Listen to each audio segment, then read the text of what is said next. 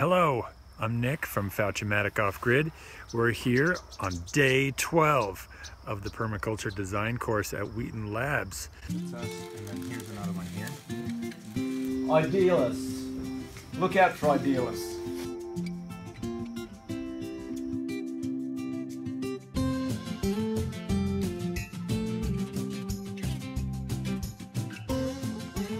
We're here on day 12 of our permaculture design course, and today we covered bioregions and communities, which is how humans might fit into a permaculture landscape. So bioregions and communities, it's probably, almost certainly in PDCs, it's one of the most neglected areas of PDCs because it's probably the thorniest and the most subjective.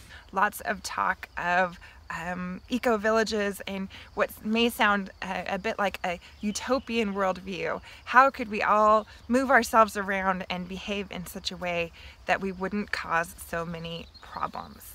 Idealists. Look out for idealists. It can be a problem. I mean, a lot of people are so excited by the idea of community that they totally put aside the practicalities of what it's actually going to mean. An important takeaway for me is we plan to be the change that we want to see in the world. And we don't even necessarily I wouldn't say that we consider ourselves leaders in that way, and nobody needs to stand up and lead us to a brighter future necessarily, but everybody just has to do what they can right where they are. And so that's why we're here and trying to gain some skills and an approach that will help us do that. Yeah, most people don't change until their cost of staying the same is greater than the cost of actually changing.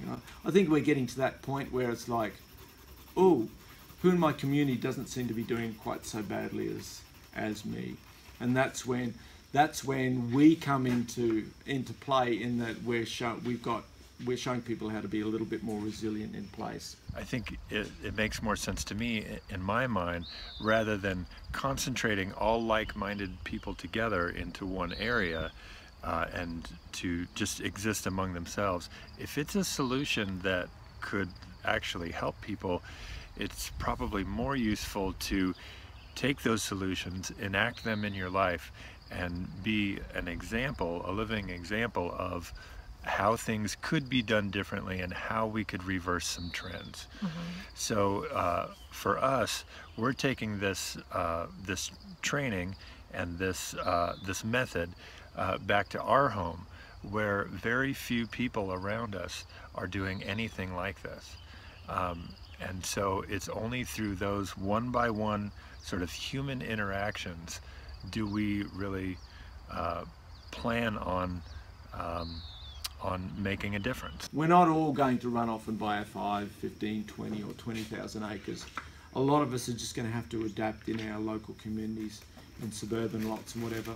And I'm actually excited by that challenge because it's a resource-rich area. And just let's be clear that there's nobody here, not us or Tim Barker, that thinks intentional communities are evil or bad, or if you're in one, you're a bad person. It's just really tricky business to sort of, for everybody to agree, and or to set up a system for when you don't agree, or how to get all the work done, or even what the broad goal is.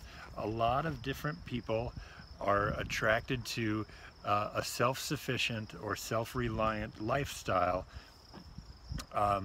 for different reasons, and they don't always mesh. They don't always all run together for a single cause. There's a disregard for process. Often people with really high ideals that start these communities, that's not their thing. They're for inspiring people and getting people to get excited, but they're not for going through the due process of like a local council and just grinding that out. The other fun quote that I took away from Tim today, I don't know where this came from, but he said, the elephant is actually a mouse that was designed by committee. So when you have a large group of decision makers, it's really hard to pare down and decide what's really important. And often the outcome is bigger and more complex and more convoluted and harder to execute than what you set out to do. Just because you've spread out the decision-making capabilities to everybody, and it just makes it harder to reach consensus. You're not commenting on your design project, are you? Not at the moment. We're finding that with Tim Barker, we have a kindred spirit. We feel really comfortable with receiving teaching from Tim because he's a pragmatist just like Nick. Absolutely, and a pragmatist with mileage. The amount of projects that he's been involved in, the innovations that he's been at least partially responsible for or has had his hands on, makes me a believer in what he says about all the other stuff.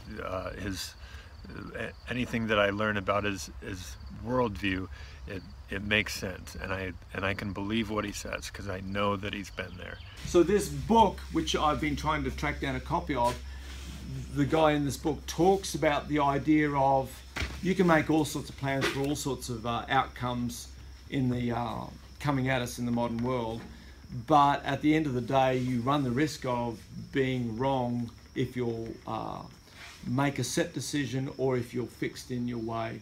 And so probably one of the best strategies is to pick a path, and I've said it before, the middle path, where what you do works no matter what unfolds. And one of those greatest things is to be adaptable to the situation. Have a good rich skill set, which I hope you're all building up, but just to muddle through, because each day is going to throw up different challenges, and to be actually resilient in your approach. I really appreciate that approach. I'm a little bit bummed that I can't be at the appropriate technologies course and be side by side making stuff, but I feel fortunate to have been here and let him dump his brain on us daily. So it's always nice to get that the Tim dump of information, and he can push it out pretty fast. So you got to pay attention. And who knows? Maybe we'll go to Australia. Maybe we'll go to his next course in Australia. It could be.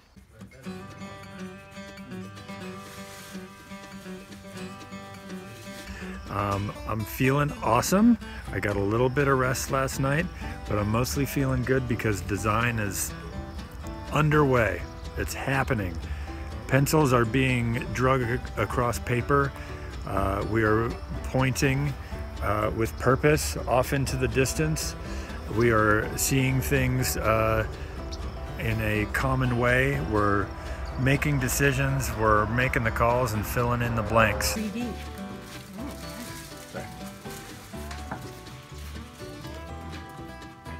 We have a full head of steam going, and we have tonight and tomorrow to put our designs together before we present them on the last day of the PDC.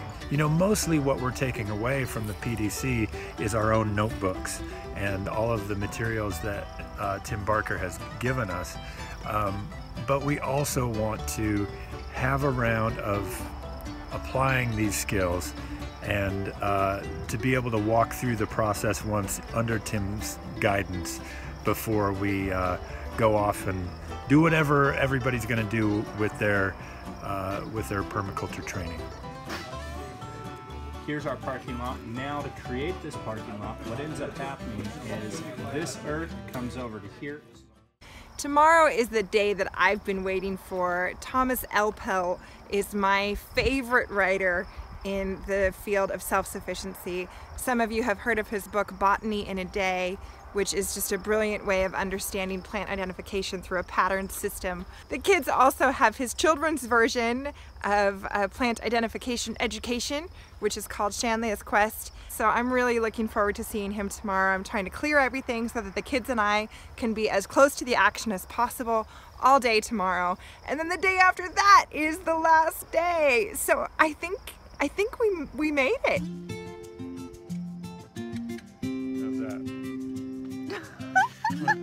I'm Nick from Fouch Off Grid.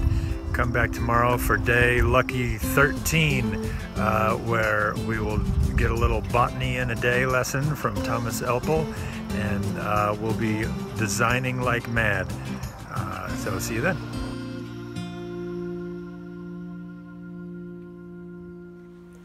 Good night, Tubby.